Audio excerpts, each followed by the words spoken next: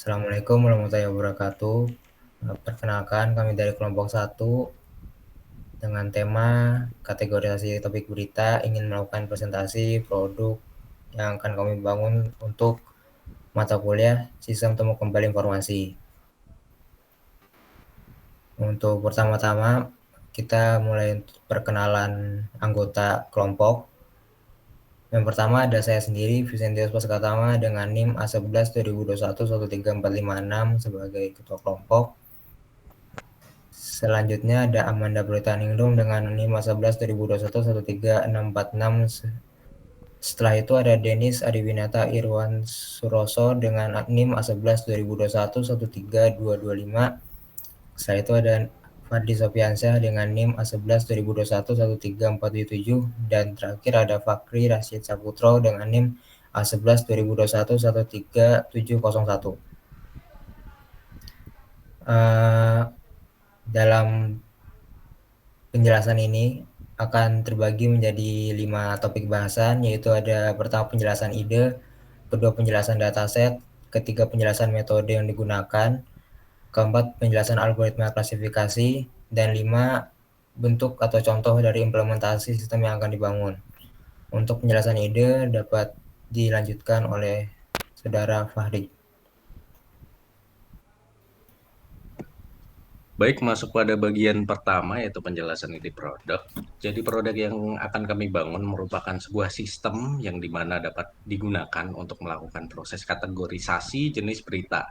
Tujuan dari dibangunnya produk ini yaitu mempermudah editor dari surat kabar elektronik untuk dapat melakukan proses kategorisasi dari berita atau artikel yang diberikan, sehingga tidak perlu dilakukan proses screening atau penentuan topik secara manual, sehingga artikel yang diberikan dapat dikategorisasi secara otomatis dan lebih cepat. Seperti itu. Kemudian masuk ke bab dataset. Dataset yang digunakan untuk melakukan pengembangan model kategorisasi berita merupakan dataset yang didapatkan dari website kaggle.com yang berjudul News Article Kategori Dataset, yang dimana terdiri dari sekitar 6.877 total data dan 14 kelas data.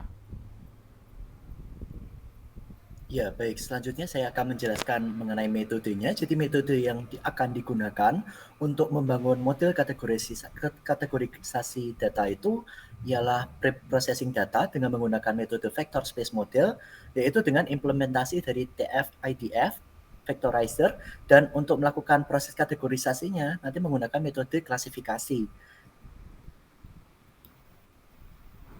Selanjutnya, algoritma klasifikasi yang akan digunakan pada sistem yang akan dibangun yaitu menggunakan algoritma random forest. Tujuannya digunakan metode random forest yaitu karena algoritma ini merupakan hasil penggabungan dari beberapa algoritma decision tree sehingga untuk akurat yang dihasilkan dapat lebih baik. Selanjutnya masuk ke bab implementasi sistem. Di bab implementasi sistem ini akan diperlihatkan desain input dan output secara kasar mengenai produk yang akan dibuat. Untuk catatan bahwa produk yang dibangun itu berdasarkan model yang sudah diuji menggunakan Computation Matrix, sehingga untuk tahap pengujian pada penelitian ini akan menggunakan Computation Matrix dan mencari akurasi yang paling tinggi atau akurasi paling optimal. Ini merupakan tampilan dari halaman home yang dimana di atas pada bagian header itu akan muncul sebuah kategori-kategori berita yang diklasifikasikan sesuai dengan dataset yang digunakan. Jadi ketika user melakukan klik kepada topik berita tersebut, maka nanti berita yang muncul atau konten yang muncul di bawah itu merupakan berita yang relevan dengan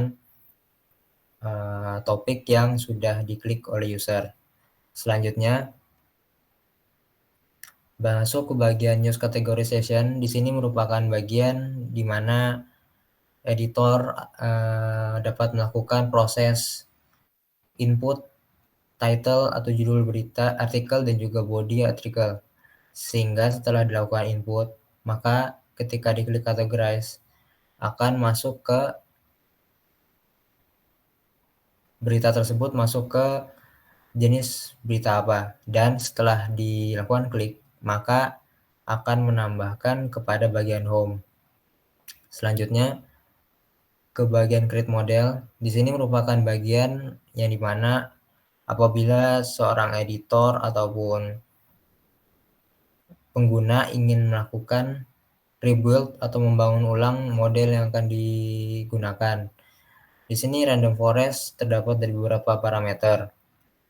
Untuk semua parameter tersebut akan digunakan dari default. Apabila terjadi kurangnya akurasi ataupun ingin mengganti model, maka dapat diganti dengan menu ini.